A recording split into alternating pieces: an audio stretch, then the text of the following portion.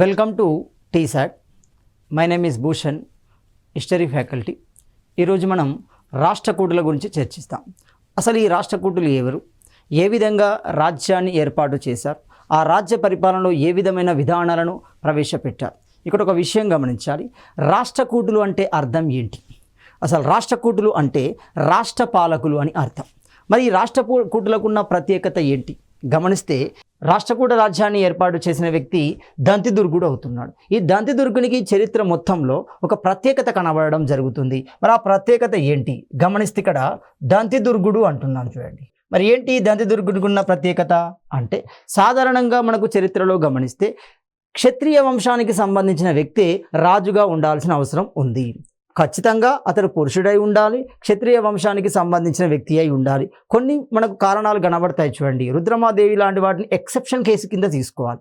సాధారణ హైందవ సాంప్రదాయంలో, రాజరిక సాంప్రదాయంలో క్షత్రియ కుటుంబానికి సంబంధించిన పురుషుడు మాత్రమే రాజుగా ఉండాలి. ఇక్కడ గమనిస్తే మరి దంతిదుర్గుడు ఏ క్షత్రియ వంశానికి సంబంధించిన వ్యక్తి, ఏ క్షత్రియ కుటుంబానికి సంబంధించిన వ్యక్తి అంటే ఏ క్షత్రియ కుటుంబానికి సంబంధించిన వ్యక్తి కాదు, కానీ రాజుగా ఎదిగాడు. మరి ఏ విధంగా వచ్చాడు? ఇక్కడ ఒక విషయాన్ని గమనించాలి. మనం చాతుర్వర్ణ వ్యవస్థ అంటున్నాం చూడండి. చాతుర్వర్ణ వ్యవస్థ అంటున్నాం. ఈ చాతుర్వర్ణ వ్యవస్థ మనకు క్లియర్గా చెప్తుంది చూడండి. చాతుర్వర్ణ వ్యవస్థలో చాతుర్ అంటే 4 అని అర్థం, వర్ణ అంటే రంగు అని అర్థం. అంటే వర్ణం ఆధారంగా లేదా రంగును ఆధారంగా సమాజంలో ఉన్న వ్యక్తులని 4 వర్గాలుగా విభజించడం జరుగుతుంది. అందులో మొట్టమొదటి వర్గం, తలభాగంలో ఉన్న వర్గాన్ని బ్రాహ్మణ వర్గము అంటున్నాం. ఆ తర్వాత వర్గాన్ని క్షత్రియ వర్గము అంటున్నాం. ఆ తర్వాత వర్గాన్ని వైశ్య వర్గము అవుతుంది. ఆ తర్వాత వర్గాన్ని శూద్ర వర్గము అవుతుంది. మరి ఈ చాతుర్వర్ణ వ్యవస్థకి ఈ రాష్ట్రకూటులకి సంబంధం ఏంటి అంటే, 4వ భాగమైన శూద్ర వర్గానికి సంబంధించిన వ్యక్తే క్రమంగా రాజుగా అవతరించడం జరిగింది, క్షత్రియుడిగా మారడం జరిగింది. మరొక వర్గానికి సంబంధించిన లేదా ఒక వర్ణానికి సంబంధించిన వ్యక్తి మరో వర్ణంలోకి మారవచ్చా, మారడానికి అవకాశం ఏ విధంగా ఉంటుంది? దానికి సంబంధించిన సమాచారం మనకి వేదాలలో స్పష్టంగా ఉంది, ఋగ్వేదంలో స్పష్టంగా ఉంది. ఏమని ఉంది అంటే, క్లియర్గా గమనిస్తే బంగారు గర్భ అంటున్నాం చూడండి. బంగారు గర్భ అంటున్నాం. ఈ బంగారు గర్భ అనేది ఒక యాగం అవుతుంది. ఈ బంగారు గర్భ లేదా మనం ఏమవుతుంది గోల్డెన్ వూంబ్ అంటున్నాం. ఈ బంగారు గర్భ లేదా గోల్డెన్ వూమ్ అనే ఒక యాగాన్ని నిర్వహించడం ద్వారా బ్రాహ్మణ పండితుల సమక్షంలో ఆ వ్యక్తి ఒక వర్ణం నుండి క్షత్రియ వర్ణంగా మారడం జరుగుతుంది. అప్పుడు రాజ్యానికి రాజు అయ్యే హోదాను పొందడం జరుగుతుంది. అలా మార్చబడిన వ్యక్తే దంతిదుర్గుడు అవుతున్నాడు. కాబట్టి చరిత్రలో రాష్ట్రకూట వంశానికి ఉన్న, రాష్ట్రకూట రాజ్యానికి ఉన్న ప్రత్యేకత ఏంటి? ఈ రాష్ట్రకూట రాజ్య స్థాపకుడైన దంతిదుర్గుడు బంగారు గర్భ యాగాన్ని నిర్వహించి, గోల్డెన్ వూంబ్ యాగాన్ని నిర్వహించి క్రమంగా క్షత్రియుడిగా మారి రాజ్య స్థాపన చేయడం జరిగింది. మరి అలాంటి ఈ రాష్ట్రకూటులు ఎప్పటి వరకు పరిపాలన కొనసాగించారు గమనిస్తే, క్రీస్తు శకం 752 నుండి 997 వరకు కొనసాగించడం జరిగింది. దాదాపుగా మనకు 150 సంవత్సరాలు కనబడుతున్నాయి. ఒక శతాబ్దం నుండి అర్ధ శతాబ్దము అంటున్నాం. 150 సంవత్సరాల పరిపాలనలో మరి ఎంతమంది రాష్ట్రకూట రాజులు పరిపాలించారు, ఏ విధమైన పరిపాలన కొనసాగించారు గమనిస్తే, రాష్ట్రకూటులలో దక్షిణ భారతదేశంలోని కన్నడ ప్రాంతాలతో పాటుగా కొన్ని తెలుగు ప్రాంతాలను పరిపాలించిన వ్యక్తులే రాష్ట్రకూటులుగా పిలువబడడం జరుగుతుంది. అంటే కొంత తెలుగు ప్రాంతం కూడా వారి ఆధీనంలోకి ఉంది. అత్యధికంగా కన్నడ ప్రాంతం పూర్తిగా మనకు రాష్ట్రకూటులలో కనబడుతుంది. ఈ విషయాన్ని మనం లోతుగా గమనిస్తే హైదరాబాద్ చరిత్రలో స్పష్టంగా కనబడుతుంది చూడండి. ఒకప్పుడు 1948 సెప్టెంబర్ 17 నాటికి ఉన్న హైదరాబాద్ రాష్ట్రాన్ని గమనిస్తే, హైదరాబాద్ సంస్థానాన్ని కనుక గమనిస్తే ఏం కనబడుతుంది? అందులో 3 ప్రాంతాల కలయిక కనబడుతుంది. ఈనాటి తెలంగాణ, ఈనాటి కన్నడ ప్రాంతం, ఈనాటి మరాఠ్వాడా ప్రాంతం, ఆ 3 ప్రాంతాల కలయికే ఆనాడు హైదరాబాద్ సంస్థానంగా ఉంది.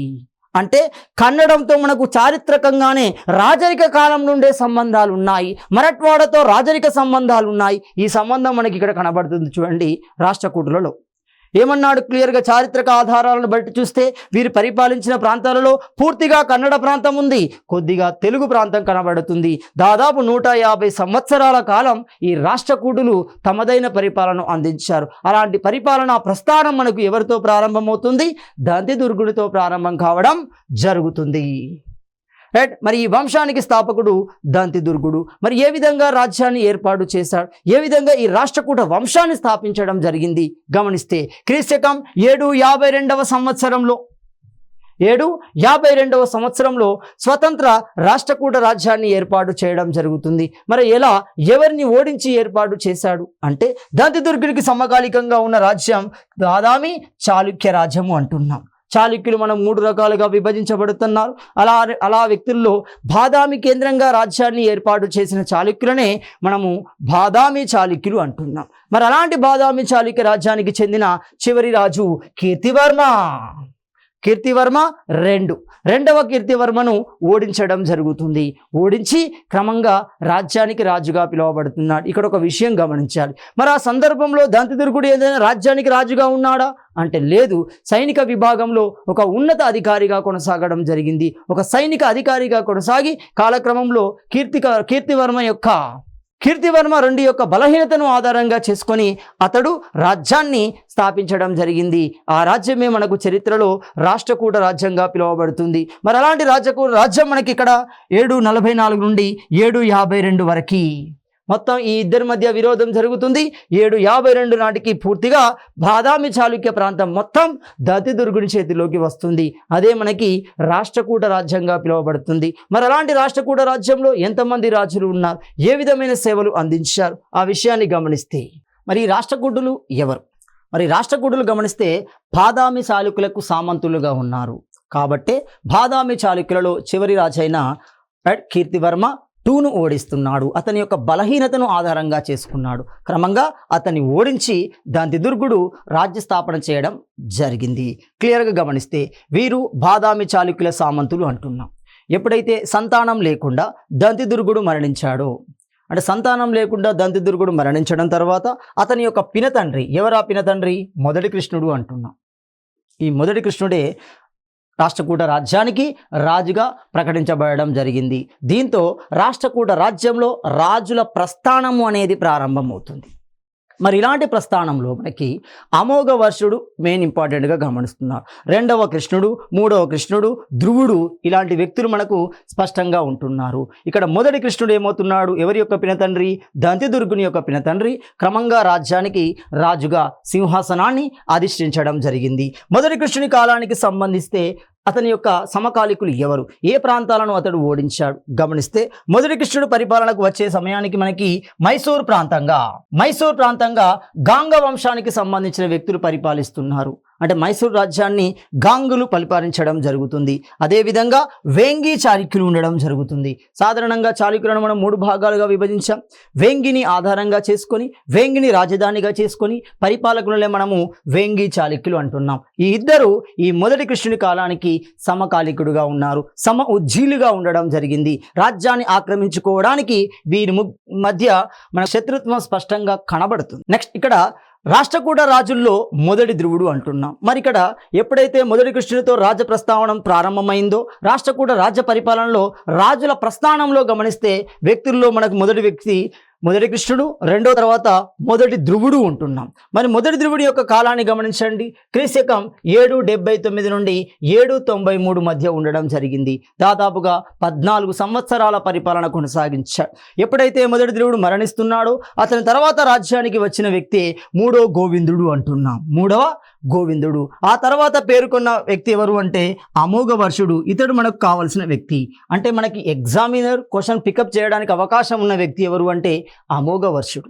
స్వయంగా కవి, రాజధానిని నిర్మిస్తున్నాడు, స్వయంగా రచన చేస్తున్నాడు. ఇతని కాలంలోనే అరబ్ ప్రాంతానికి సంబంధించిన రాయబారులు కూడా ఈ కాలానికి వస్తున్నారు. ఇక్కడ ఒక విషయం క్లారిటీ వస్తుంది చూడండి. రాష్ట్రకూటులు హిందువులు అయినప్పటికీ ముస్లింలను కూడా ఆదరించారు. ముఖ్యంగా అరబ్ వాణిజ్య వ్యాపారాలు చేసే వ్యక్తులను కూడా, రాయబారులను కూడా ఆదరించడం జరుగుతుంది. అలాంటి సందర్భమే అమోఘ వర్షుని సందర్భం అవుతుంది. అమోఘ వర్షుని కాలానికి మనకి సులేమాన్ అనే అరబ్ యాత్రికుడు మనకి ఎవరి కాలంలో? అమోఘ వర్షుని కాలంలో రావడం జరుగుతుంది. మరి అలాంటి అమోఘ వర్షుని యొక్క కాలాన్ని కనుక గమనిస్తే 814 నుండి 878 మధ్య ఉంటుంది. ఆ కాలంలో రాష్ట్రకూట రాజ్యానికి రాజుగా అమోఘవర్షుడు పిలువబడడం జరుగుతుంది. ఇతడే రాజధానిని నిర్మిస్తున్నాడు, మాన్యఖేట్. మూడవ కృష్ణుని యొక్క కాలాన్ని గమనిస్తే 939 నుండి 965 మధ్య కనబడడం జరుగుతుంది. ఇలా మొత్తం రాష్ట్రకూట రాజ్యాన్ని పరిపాలించిన రాజుల్లో అతి ముఖ్యమైన వ్యక్తులు కనబడుతున్నారు. అందులో అమోఘవర్షుని యొక్క సమాచారాన్ని గమనిస్తే అమోఘవర్షుని యొక్క కృషి ఏ విధంగా ఉంది, ఒక రాజుగా తాను అందించిన సేవలు ఏంటి గమనిస్తే 814 నుండి 878 వరకు ఇతని పరిపాలన కనబడుతుంది. మరి ఈ పరిపాలన కాలంలో అమోఘవర్షుడు చేసిన విషయాలు ఏంటి? ఒకటి, ఇతడు 3వ గోవిందుని యొక్క కుమారుడుగా పిలువబడుతున్నాడు. 3వ గోవిందుని యొక్క కుమారుడిగా రాజ్యానికి రాజుగా ప్రకటించబడిన వ్యక్తి అమోఘవర్షుడు అంటున్నాం. స్వయంగా ఇతడు కవి, మహామేధావి అంటున్నాం. అంటే విద్యలో గొప్ప చాతుర్యాన్ని కలిగిన వ్యక్తి, గొప్ప ప్రజ్ఞాపాఠవాలు కలిగిన వ్యక్తి అమోఘవర్షుడు. అందుకే చరిత్రకారుల చేత ఇతడు మహామేధావిగా పిలువబడుతున్నాడు. ఈ మహామేధావి అయిన అమోఘవర్షుడు మరి ఏ భాషలో విద్యను కలిగి ఉన్నాడు, ఏ భాషలో జ్ఞానాన్ని కలిగి ఉన్నాడు అంటే కన్నడ భాషలో జ్ఞానాన్ని కలిగి ఉండడం జరిగింది. బాగా గమనించాలి. కన్నడ భాష అనగానే మనకు కన్నడ త్రయాలు కనబడాలి, పంపకవి కనబడాలి, రన్నడు కనబడాలి, పొన్నడు కనబడాలి. కాబట్టి అలాంటి కన్నడ భాషలో అవుతుంది గొప్ప సాహిత్యాన్ని, గొప్ప విద్యను కలిగిన వ్యక్తి ఎవరు అంటే మనకి అమోఘవర్షుడు అవుతున్నాడు. అదేవిధంగా గొప్ప దౌత్యవేత్త అంటున్నాం. ఇరు దేశాల మధ్య అవినాభావ సంబంధాలు కలిగిన వ్యక్తి అమోఘవర్షుడు. మరి ఏ దేశాలతో అవినాభావ సంబంధాన్ని కలిగి ఉన్నాడు? నీతిని కలిగి ఉండడం జరిగింది. ఒక రిలేషన్ని మెయింటైన్ చేశాడు. ఎవరి చేత?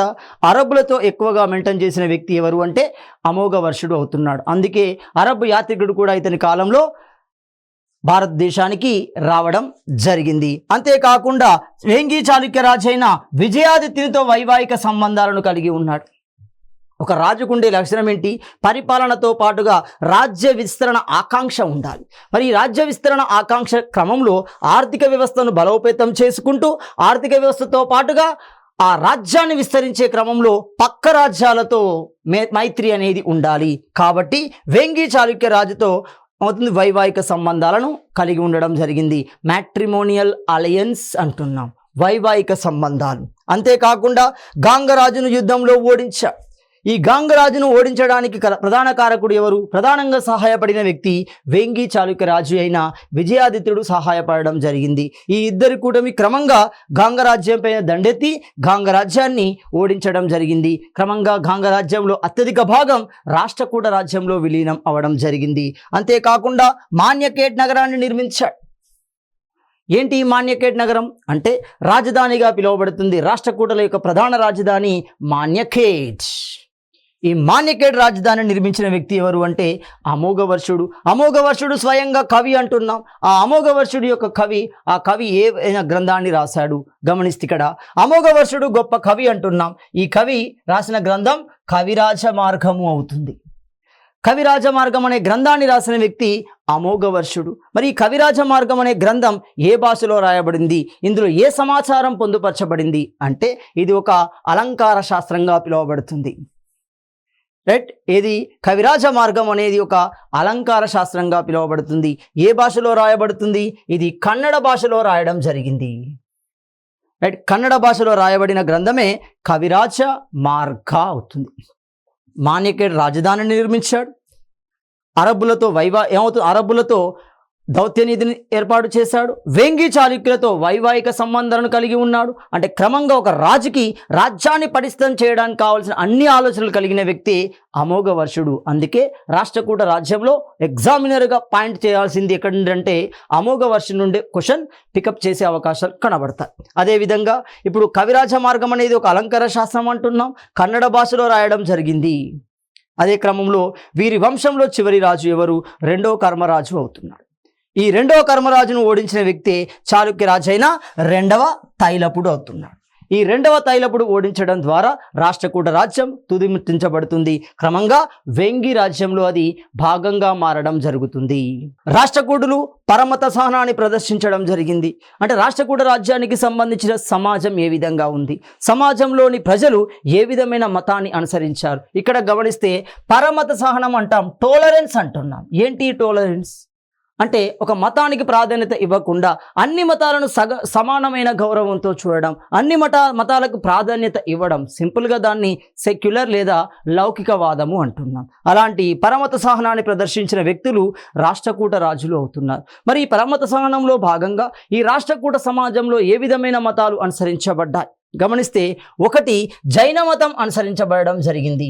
జైనానికి సంబంధించిన అనేక కట్టడాలు మనకి రాష్ట్రకూట కాలంలో కనబడతాయి. ఒక ఎల్లోరాలో గమనించండి, ఎల్లోరా వంటి గుహాలయాలలో గమనిస్తే జైన మతానికి సంబంధించిన ఆధారాలు స్పష్టంగా కనబడతాయి. శైవం కూడా ఈ కాలంలో ఉంది.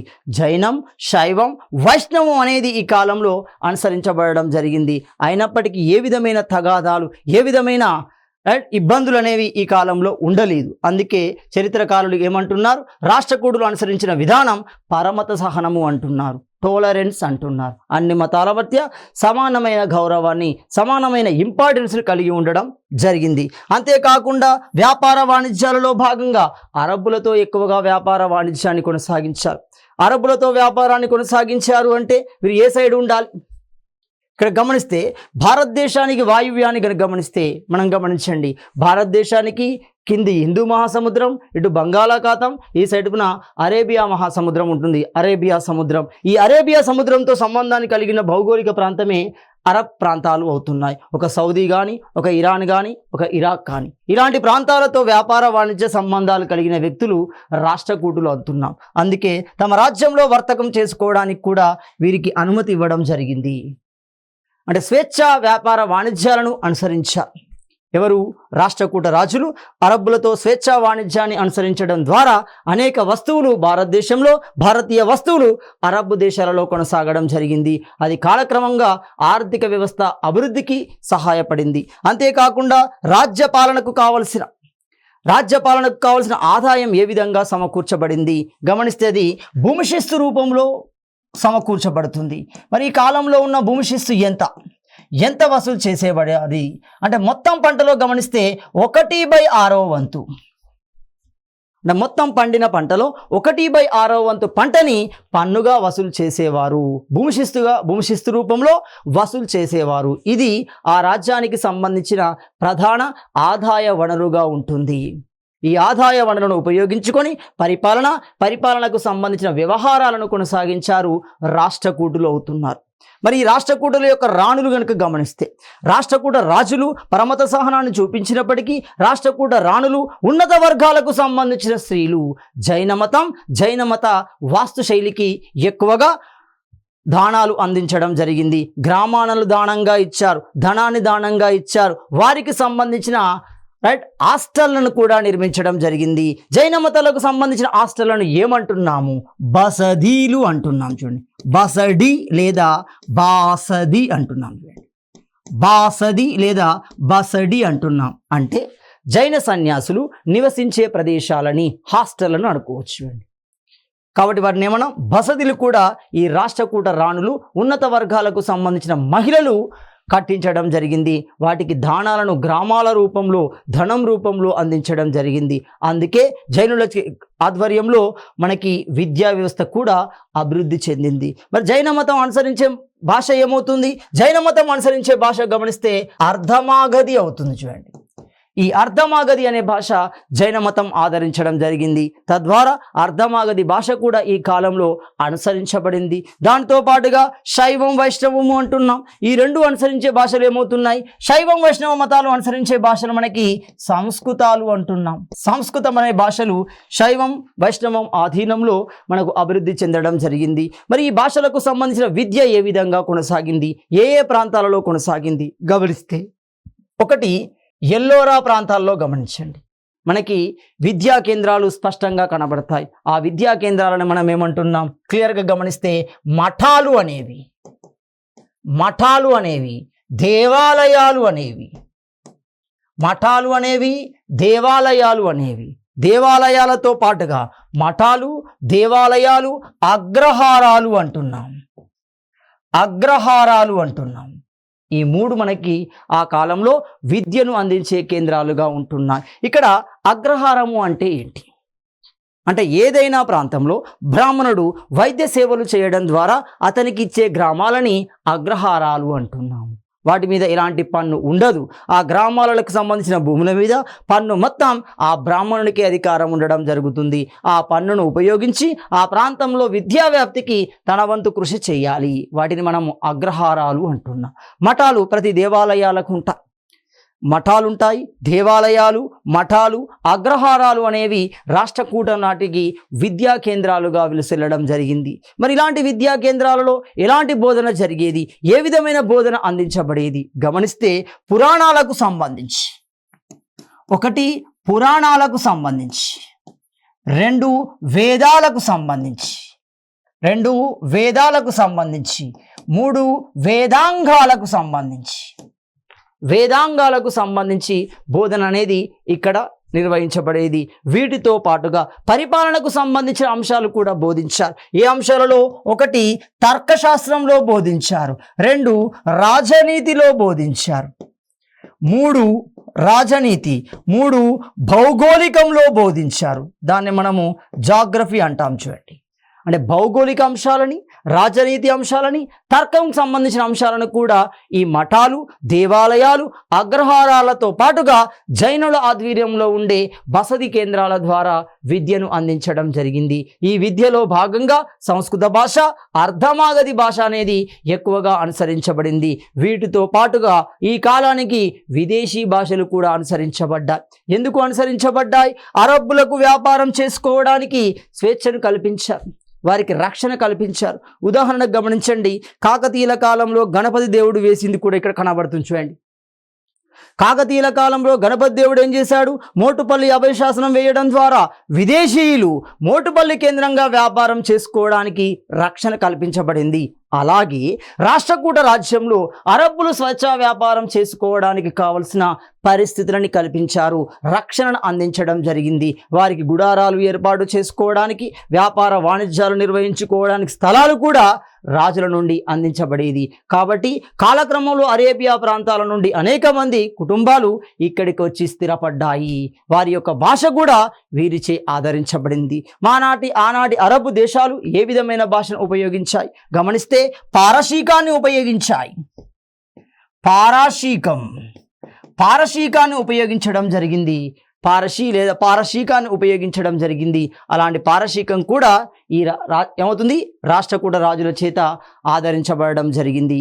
క్రమంగా పరమత సహనం రాజులచే ఆదరించబడింది. నెక్స్ట్, వీరి కాలం నాటి వాస్తుశిల్పం ఎక్కడ కనబడుతుంది? సాధారణంగా రాష్ట్రకూటులు ఏ విధమైన వాస్తుశిల్పాన్ని కలిగి ఉన్నారు? హిందూ సాంప్రదాయంలో వాస్తుశిల్పాలను కనుక గమనిస్తే నగారా వాస్తుశైలి కనబడుతుంది, ద్రావిడ వాస్తుశైలి కనబడుతుంది. రాష్ట్రకూటుల కాలంలో గమనిస్తే ఈ వాస్తుశైలికి సంబంధించిన నిర్మాణాలు మనకి ఎలిఫెంటా గుహలలో కనబడతాయి. ఈ ఎలిఫెంటా గుహలను నిర్మించిన వ్యక్తి ఎవరు? ఈ ఎలిఫెంటా గుహలు మొదటి కృష్ణుడి కాలంలోని ఎల్లోరాలో రాతిలో చెక్కబడిన ఆలయాలు, కైలాసనాథ్ దేవాలయాలు అంటాం. ఎల్లోరా కైలాసనాథ దేవాలయం అన్నాం. ఎవరి కాలంలో? మొదటి కృష్ణుని కాలంలో కనబడుతుంది. కాబట్టి మొదటి కృష్ణుడు నిర్మించిన ఆలయం ఏమవుతుంది? కైలాసనాథ దేవాలయము. ఎల్లోరాలో ఉన్న రాతితో చెక్కిన ఆలయాలు మొదటి కృష్ణుని కాలంలో కనబడతాయి. ఈ మొదటి కృష్ణుని కట్టడాలు మొత్తం రాష్ట్రకూట కాలానికి సంబంధించిన వాస్తుశైలంలో తలమానికాలుగా పిలువబడతాయి, మచ్చుతునుకలుగా పిలువబడడం జరుగుతుంది. అంతేకాకుండా వీరి మధ్య సైన్యంలో పనిచేసిన కాకతీయులు, మన కాలక్రమంలో తెలంగాణ ప్రాంతాన్ని, తెలుగు ప్రాంతాలను మమైక్యం చేసి ఒక గొప్ప పరిపాలన అందించిన వ్యక్తులు కాకతీయులు అంటున్నాం. అలాంటి కాకతీయులు వీళ్ళ దగ్గర సామంతులుగా పనిచేశారు. మొదట సైనికాధికారులుగా పనిచేశారు, కాలక్రమంలో సామంతులుగా మారారు, కాలక్రమంలో రాజ్యాధిపతులుగా మారడం జరుగుతుంది. కాబట్టి ఇక్కడ కాకతీయులు ఎక్కడి నుండి వచ్చారు అంటే మనకి రాష్ట్రకూటుల నుండి వారి వద్ద సైనికులుగా పనిచేసి కాలక్రమంలో తమ శక్తి సామర్థ్యాలను నిరూపించుకుంటూ ప్రాంతాలకి రాజులుగా ప్రకటించబడ్డారు. ఒక మహోత్తరమైన రాజ్యాన్ని, ఒక గొప్ప రాజ్యాన్ని కాకతీయ రాజ్యం రూపంలో ఏర్పాటు చేశారు. అలా ఏర్పాటు చేయబడిన రాజ్యానికి సంబంధించిన వ్యక్తులు వీరి మధ్య సైన్యంలో వివిధ హోదాలలో పనిచేయడం జరిగింది. ఇలా మనకి తెలంగాణ ప్రాంతాన్ని పరిపాలించిన కాకతీయులు కూడా వీరి నుండే రావడం జరిగింది. కాలక్రమంలో రాష్ట్రకూట రాజ్యం చాళుక్య రాజ్యంలో విలీనం కావడం జరిగింది. మరి ఇలాంటి ఈ రాష్ట్రకూట రాజ్యం నుండి గ్రూప్ 1 మెయిన్స్లో ఎలాంటి క్వశ్చన్ వచ్చే అవకాశం ఉంది? రైట్, ఏ విధంగా అడిగే అవకాశం ఉంటుంది గమనిస్తే, రాష్ట్రకూట కాలం నాటి సామాజిక సాంస్కృతిక పరిస్థితులను విశ్లేషించండి అనవచ్చు. ఇక్కడ విశ్లేషణ అడుగుతున్నాడు చూడండి. వివరించండి అంటే మనం యాసిడ్గా మాట రాసుకుంటూ వెళ్తాం. విశ్లేషణ అంటే ఒక అంశానికి సంబంధించి సరైన యాప్టెడ్ ఎగ్జాంపుల్ అనేది రాయగలగాలి. ఇక్కడ రాష్ట్రకూటుల కాలం నాటి సామాజిక సాంస్కృతిక పరిస్థితులు అంటున్నాం. మరి ఏ విధంగా ఇంట్రడక్షన్ ఇస్తాం? మనం ఫస్ట్ పార్ట్లో ఏం ఇస్తాం? ప్రతి ప్రశ్నకి అది 200 పదాల్లో ఖచ్చితంగా రాయాల్సిందే. ఆ 200 పదాలు రాసేటప్పుడు ఖచ్చితంగా మనకి ఇంట్రడక్షన్ ఉండాలి, బాడీ ఉండాలి, కంక్లూజన్ అనేది ఉండాలి. ఇక్కడ ఏమడిగాడు క్వశ్చన్లో? రాష్ట్రకూటుల కాలం నాటి సామాజిక పరిస్థితి, సామాజిక సాంస్కృతిక పరిస్థితులు అంటున్నాము. అంటే ఈ 2 పరిస్థితుల గురించి తెలియజేసే ఆధారాలని మనము ఇంట్రడక్షన్లో ఇవ్వగలగాలి. మరి రాష్ట్రకూటులకు సంబంధించిన ఆధారాలు ఎక్కడ కనబడుతున్నాయి? రైట్, రాష్ట్రకూటులకు సంబంధించిన ఆధారాలు మనకి ఎల్లోరలో కనబడుతున్నాయి. అంటే వివిధ రకాల శాసనాలు, కవిరాజ మార్గ అంటే పుస్తకాలు, ఎల్లోరా వంటి దేవాలయాల గోడల మీద ఉన్న సమాచారం బట్టి నాటి సామాజిక సాంస్కృతిక పరిస్థితులను అర్థం చేసుకోవచ్చు. మరి వీటికి ఏ విధమైన సేవనిచ్చారో బాడీలో రాయగలగాలి. మరి వీరి కాలం నాటి సమాజాన్ని గమనిస్తే ప్రతి సమాజం పితృస్వామిక సమాజమే ఉంటుంది. రాష్ట్రకూటుల సమాజం కూడా పితృస్వామిక సమాజమే అవుతుంది. మరి ఈ పితృస్వామిక సమాజంలో స్త్రీలకు కూడా గౌరవం ఉంది. ఉదాహరణకి అమోఘవర్షుని యొక్క భార్య పరిపాలనలో కూడా తన వంతు పాత్రను పోషించింది. రాష్ట్రకూట రాజులకు సంబంధించిన రాణులు దేవాలయాలకి, జైన ఆలయాలకి, జైన బసదిలకి అనేక దానాలు ఇచ్చారు. గ్రామాల రూపంలో, ధనం రూపంలో కూడా దానంగా ఇవ్వడం జరిగింది. కాబట్టి ఉన్నత వర్గానికి సంబంధించిన, రాజ కుటుంబానికి సంబంధించిన స్త్రీలకి గౌరవ స్థానం ఉంది. మిగిలిన వారు వివిధ రకాల సాంఘిక దురాచారాలను అనుసరించారు. సాధారణ మహిళా వర్గాన్ని గమనిస్తే ఆనాటి సమాజంలో మరి ఇలాంటి సాంఘిక దురాచారాలు కనబడుతున్నాయి. గమనిస్తే సతీయాచారం, బాల్య వివాహం కూడా ఈ కాలానికి సంబంధించిన సాంఘిక దురాచారాలుగా మనం రాయవలసి ఉంటుంది. మరి సాధారణ సమాజం యొక్క జీవన విధానం ఏ విధంగా ఉంటుంది? సామాజిక వ్యవస్థలో సాధారణ సమాజం సామాన్య జీవితాన్ని గడపడం జరిగింది. మరి ఈ సామాన్య జీవితంలో భాగంగా ఏం చేశారు? ఖాళీ సమయాలలో గమనించిన విషయం గమనిస్తే 1 సంగీతం, 2 నాట్యం, 3 చిత్రకళ. రైట్, ఇలాంటి లలిత కళల ద్వారా వాళ్ళు కాలయాపన చేసేవారు, కాలక్షేపం చేసేవారు. సాధారణ సమాజం సామాన్య జీవితాన్ని గడపడంతో పాటుగా ఖాళీ సమయాలలో సంగీతము, నాట్యము, చిత్రకళ వంటి అంశాలను అనుసరించేవారు. మరి ఇందులో భాగంగా వారు ఎలాంటి సాధనాలు ఉపయోగించారు? సంగీతం, నాట్యానికి సంబంధించిన ఏ విధమైన సాధనాలను ఉపయోగించారు? గమనిస్తే మృదంగం మనకు కనబడుతుంది, మృదంగం, డోలు కనబడుతుంది చూడండి, జమిడి కనబడుతుంది చూడండి. ఇలాంటి వస్తువులు మనకి ఈ పరికరాలను ఉపయోగించిన వ్యక్తులు ఎవరు అంటే రాష్ట్రకూటులు అవుతున్నారు. అంటే ఖాళీ సమయాలలో సంగీతము, నాట్యము, చిత్రకళను ఆదరించడంతో పాటుగా సంగీతంలో భాగంగా మృదంగము, డోలు, జమిడి వంటి సంగీత వాయిద్య పరికరాలను అనుసరించారు. ఇది ఆ కాలం నాటి సామాజిక వ్యవస్థ అవుతుంది. నెక్స్ట్ ఇక్కడ సాంస్కృతిక వికాసము అంటున్నాం. సాంస్కృతిక వికాసాన్ని ఎక్కడ గమనించవచ్చు? ఒక రాజ్యం యొక్క సాంస్కృతిక వికాసాన్ని కనుక గమనిస్తే, ఒక రాజ్యం యొక్క సాంస్కృతిక వికాసాన్ని గమనిస్తే 1 భాషా సాహిత్యంలో కనబడుతుంది. భాషా సాహిత్యంలో కనబడుతుంది చూడండి. ఏంటి భాషా సాహిత్యం అంటే? రాష్ట్రకూట కాలానికి సంబంధించిన భాష, ప్రధాన భాష, రాజ్య భాష ఆధారాన్ని పొందింది సంస్కృతం. సంస్కృతంతో పాటు ఇతర మతాలకు సంబంధించిన భాషలు అనుసరించబడ్డాయి. అందుకే చరిత్రకారులు ఏమన్నారు? రాష్ట్రకూటులు పరమత సహనాన్ని చూపించారు అన్నాడు. కాబట్టి భాషాపరంగా సంస్కృత భాష ఆదరణ పొందినప్పటికీ ఇతర భాషలు కూడా ఆదరించబడ్డాయి. ముఖ్యంగా జైనుల చేత అర్ధమాగధి ఆదరించబడింది. శైవ వైష్ణవుల చేత సంస్కృతంతో పాటు ప్రాంతీయ భాషలు ఆదరించబడ్డాయి. మరి ప్రాంతీయ భాషలు ఏంటి? అసలు ఈ రాష్ట్రకూట రాజ్యమే ఎక్కడ ఏర్పడింది? కన్నడతో పాటుగా తెలుగు ప్రాంతాలలో ఏర్పడింది. కాబట్టి తెలుగులో కొంతవరకు కన్నడ భాష కూడా ప్రాంతీయ భాషలుగానే ఉంటున్నాయి.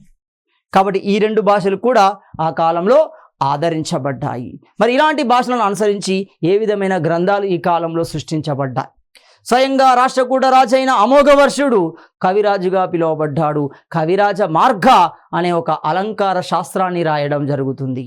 కాబట్టి ఇక్కడ భాషా సాహిత్య పరంగా స్వయంగా రాష్ట్రకూట రాజే ఒక గ్రంథాన్ని రాయడం జరిగింది. కవిరాజుగా పిలువబడ్డాడు. కాబట్టి కవులకి ఆ కాలంలో మంచి ఆదరణ ఉన్నట్టు తెలుస్తుంది. రైట్. సాంస్కృతిక వికాసంలో భాగంగా భాషా సాహిత్యం అయిపోయింది. రెండో అంశాన్ని కనుక గమనిస్తే ఏం చేయాలి? వాస్తుశిల్పాన్ని గమనించాలి. మరి వాస్తుశిల్పం ఎక్కడ కనబడుతుంది?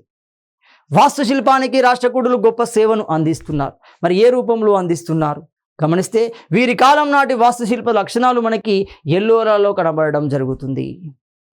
ఎల్లోరా వంటి దేవాలయాలు మనకు స్పష్టంగా కనబడుతున్నాయి. ఒక కైలాసనాథ్ ఆలయాన్ని గమనిస్తే, ఎల్లోరాలోని గుహాలయాలను గమనిస్తే, ఎలిపంట గుహాలయాలను గమనిస్తే మనకు స్పష్టంగా ఏమవుతుంది? వారి కాలం నాటి వాస్తుశిల్పం అనేది స్పష్టంగా కనబడడం జరిగింది. అదేవిధంగా లలిత కళలు అంటున్నాం. లలిత కళలు అనగానే మనకి ఏం కనబడాలి? నాట్యము కనబడాలి, సంగీతము కనబడాలి, చిత్రలేఖనము కనబడాలి. మరి ఈ కాలానికి సంబంధించిన సాధారణ ప్రజలు జాతరలకు సంబంధించి, పండుగలకు సంబంధించి, వినోద సమయాలలో సంబంధించి, ఖాళీ సమయాలలో కూడా నాట్యాన్ని, సంగీతాన్ని ఆదరించారు. వాటి ద్వారా వాళ్ళు ఆనంద సమయాన్ని ఉపయోగించుకోవడం జరిగింది. ఇలాంటి క్రమంలోనే మృదంగాన్ని ఉపయోగిస్తున్నారు, డోలును ఉపయోగిస్తున్నారు, జమిడిని ఉపయోగించడం జరుగుతుంది. అంటే ఇలాంటి పరికరాలు కూడా సంగీత నాట్యంలో భాగంగా అనుసరించబడ్డాయి. వాటితో పాటుగా చిత్రకళ గమనిస్తే మరి వీరి కాలం నాటి చిత్రకళ ఎక్కడ కనబడుతుంది? వీరి కాలం నాటి చిత్రకళలో ప్రధాన అంశాలుగా మనకి లతలు, తీగలు కనబడతాయి. ప్రకృతి వర్ణనకు సంబంధించిన వస్తువులే వారి చిత్రకళలో ప్రతిబింబించడం జరుగుతుంది. మరి ఇలాంటి కళ ఎక్కడ కనబడుతుంది అంటే మనం కైలాసనాథ దేవాలయాన్ని గమనిస్తే, మరి ఈ కైలాసనాథ దేవాలయం యొక్క గోడలను కనుక గమనిస్తే ఆ గోడలలో ఉన్న చిత్రాలలో వారి కాలం నాటి చిత్రకళ స్పష్టంగా కనబడుతుంది. అంతేకాకుండా ఎలిఫంట గుహాలయాలలో గోడల మీద ఉన్న చిత్రాలు గమనించవచ్చు. అదేవిధంగా ఎల్లోరా గుహాలయాలలో ఉన్న చిత్రాలను కనుక గమనిస్తే చిత్రకళ వీరి కాలంలో స్పష్టంగా కనబడుతుంది. అంతేకాకుండా జైన మతం ఉంది క్లియర్గా. జైనం ఆదరించబడింది అని చెప్పాం. జైనుల చేత ఈ చిత్రకళ కూడా ప్రాంతీయ లక్షణాలతో కూడిన చిత్రకళ అభివృద్ధి చెందడం జరుగుతుంది. ఇలా మనం సాంస్కృతిక వికాసంలో భాగంగా రాయాలి. అంటే సింపుల్ ఏం లేదు. అక్కడ సాంస్కృతిక వికాసము అంటే భాషా సాహిత్యం, వాస్తుశిల్పం మరియు ఏమవుతుంది లలిత కళల అంశాలని ప్రస్తావించవలసి ఉంటుంది. ఇప్పుడు కంక్లూజన్ పాయింట్లో కనుక గమనిస్తే రాష్ట్రకూట రాజులు దంతిదుర్గునికి నుండి ఎక్కడి వరకు? దంతిదుర్గం నుండి చివరి రాజు వరకు తమదైన సాంస్కృతిక వికాసాన్ని అందించారు అని కంక్లూడ్ చేయవలసి ఉంటుంది. ఇది మనకు రాష్ట్రకూట రాజ్యానికి సంబంధించిన సమాచారం. మరి ఇలాంటి రాష్ట్రకూట రాజ్యానికి సంబంధించిన ప్రత్యేకత ఏమన్నాం? క్లియర్గా దంతిదుర్గుడు గోల్డెన్ వూమ్ బంగారు గర్భయాగాన్ని ఉపయోగించి ఒక చక్రవర్తి కాకున్నా, చక్రవర్తి వంశానికి చెందకున్నా రాజుగా అవతరించాడు. ఇది రాష్ట్రకూట రాజ్యానికి సంబంధించిన ప్రత్యేకత అవుతుంది.